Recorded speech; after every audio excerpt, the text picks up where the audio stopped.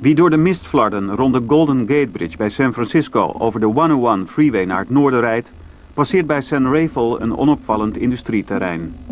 Het is de vestigingsplaats van Industrial Light and Magic, het bedrijf van George Lucas, waar de digitale effecten van Star Wars Episode 1, The Phantom Menace, werden bedacht en uitgevoerd. Het nieuwe deel in de Star Wars cyclus kan inhoudelijk de vergelijking niet weerstaan met de eerdere delen. Maar de digitale trucages en effecten zijn geraffineerder dan ooit.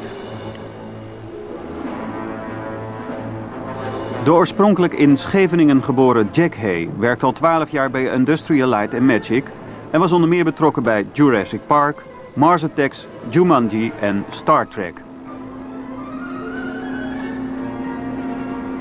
Actually, there was nothing back here.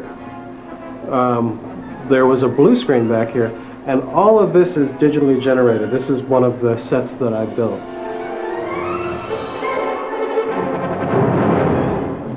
So the blue was replaced by this set. And this is an instance of actually bringing a digital set in and mixing it in with live action foreground. The set only went to 14 feet tall. Everything above 14 feet was digitally added.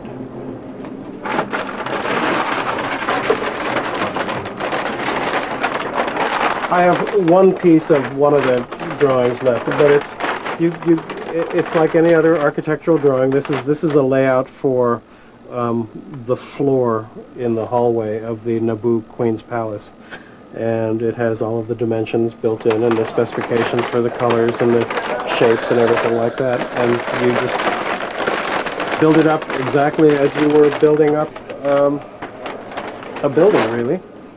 I used to be a carpenter, and I built buildings from plans, and that's what I know how to do.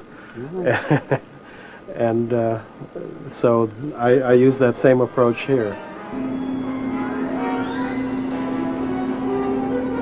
I consider what I do building with light. I'm working with photons and pixels, and it's no different really once you get used to working inside the computer environment. It's no different from building something with your hands.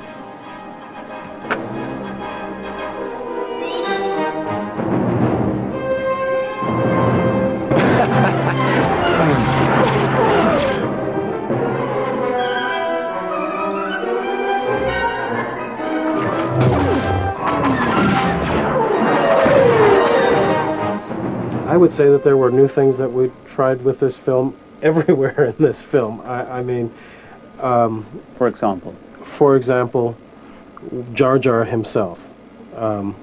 Jar Jar himself is a character. He interacts with the actors. He speaks with the actors. He touches the actors, but he's not there. You hear that? Yeah? That is the sound of 1,000 terrible things heading this way. Is it difficult for the actors? If there's a creature that they're talking to, we'll put something somewhere to give them an eye line so that they're looking at the place where the creature is supposed to be. Their lightsabers actually had pieces of pipe in them so that they could sort of feel where that would be. Jumping up and coming down, and you land here like this. You're like this. We're gonna tighten up on Yoda, right? And then we'll tighten up on Sam. Okay. And then we'll tighten up on Kiadi. Where's it going? 100 mil? 100 mil as well, please. You want to just every time a lens changes, every time an action changes, every time the position of the camera changes, I have to document that. Oh, this is helmet time. Hey, I can't get it off everything. We're in the woods. This is war. Trees like falling. If you look, you see the cones here? It's very difficult to figure out where you are. The same thing holds true for a blue screen. When you're up against a blue screen, all you see is blue. You don't know where you are. So what we do is we attempt to put some type of a marker out there that gives us a reference point that we can judge our motion against. Jack Haye bouwde niet alleen op de computer decors, maar was voortdurend aanwezig bij de opnames. In een speciaal ontwikkelde nieuwe computer werden allerlei gegevens opgeslagen. Camerabewegingen, lenzen, hoogte en breedte van de decors. This is what we had to carry with us, and these computers were hooked up to the Airflex cameras. They were able to gather data relating to pan, tilt, and lens information.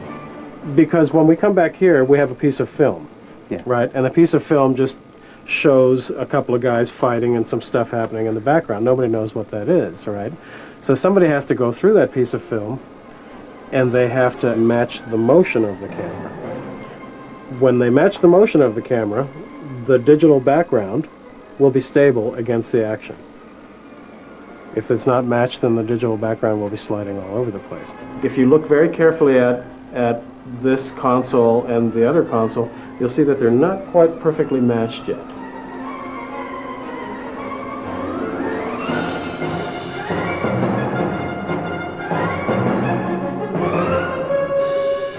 You can create all settings.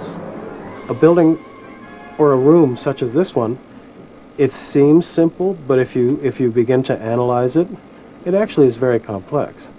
There are lots and lots of different things, you know, different pieces of paper laying down on a desk, or glasses, or whatever, what have you, and you end up having an enormous number of items to track.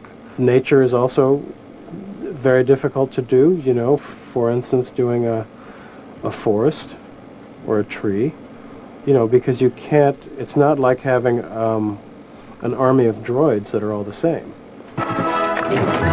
You know, it's the filmmaker's choice to try to do it digitally or to try to do it the old-fashioned way. What you have digitally that you don't have in real life is that you have an enormous amount of control.